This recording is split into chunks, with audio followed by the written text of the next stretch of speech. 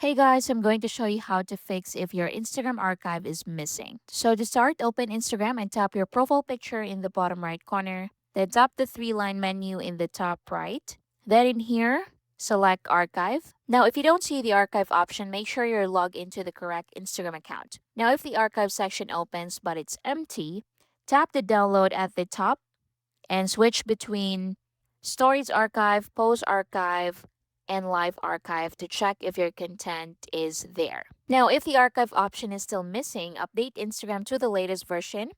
So you can go to App Store or Play Store, then search for Instagram, then install it to the latest version. Now, if you're using Android, you can also log out of Instagram. You can log back in or clear the app cache on Android by going to your settings, going to apps, then go to Instagram, then go to storage and tap clear cache. If nothing works, you can try accessing your account from another device or the Instagram website.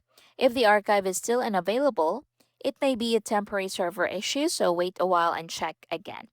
And that's how you can fix Instagram archive missing. Thank you for watching. Please like and subscribe.